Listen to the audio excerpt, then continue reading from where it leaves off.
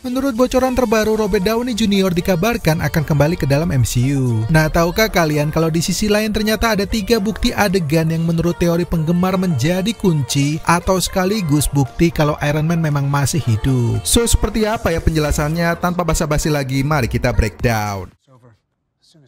Sekedar mengingatkan kembali kalau ada 2 karakter MCU yaitu Gamora dan juga Loki yang sudah jelas-jelas mati, tetapi di sisi lain keduanya pun lalu dalam tanda kutip dibangkitkan meskipun dalam konteks yang berbeda. Dan oleh sebab itu maka logika tidak memunculkannya jasa Tony Stark pun juga masih membuka peluang soal bangkitnya dari Iron Man ini. Nah, selain itu teman-teman, munculnya Nick Fury dengan wajah yang biasa aja juga diyakini kalau jangan-jangan Tony Stark bakalan dibangkitkan dengan menggunakan eksperimen rahasia yang diinisiasi oleh S.H.I.E.L.D. yaitu Project Tahiti sebagaimana sukses diterapkan untuk membangkitkan kembali Agent Phil Coulson yang sempat mati ditusuk oleh Loki.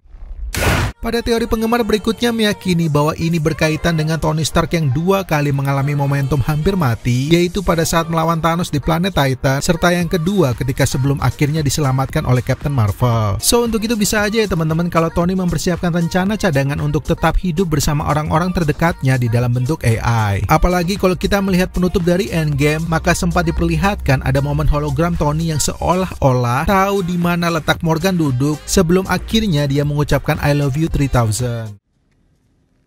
Teori ketiga meyakini kembalinya Tony Stark sebagai cameo berkaitan dengan peran pentingnya di dalam Armor Wars. Sebagai informasi buat teman-teman, kalau Armor Wars versi komik adalah peristiwa kekacauan atau perang yang terjadi karena teknologi Tony Stark telah dicuri oleh beberapa penjahat. Dan oleh sebab itu, kalaupun misalnya Tony Stark tetap dikisahkan mati, maka bisa saja dia menjadi cameo jika Rhodey menggunakan teknologi mesin waktu untuk kembali ke masa lalu dan meminta bantuannya. Sementara itu, kalau kita melihat bocoran yang menyebutkan kalau RDJ menjadi cameo di Secret Wars, maka mungkin aja ini juga berkaitan dengan Tony Stark versi jahat dari Universe 838 alias Superior Iron Man yang kemudian akan diadu oleh Beyonder untuk melawan superhero lainnya di dalam Battle World. Nah, sekarang silahkan tulis teori kalian yang paling masuk akal untuk memunculkan kembali karakter Tony Stark. Dan seperti biasa, kalau kalian suka dengan pembahasan seperti ini, maka jangan lupa untuk subscribe Wispedia sekarang juga dan nyalakan lonceng notifikasinya biar teman-teman gak ketinggalan informasi menarik lainnya seputar dunia film. Gue Adi pamit, tetap sehat serta semangat buat kalian dan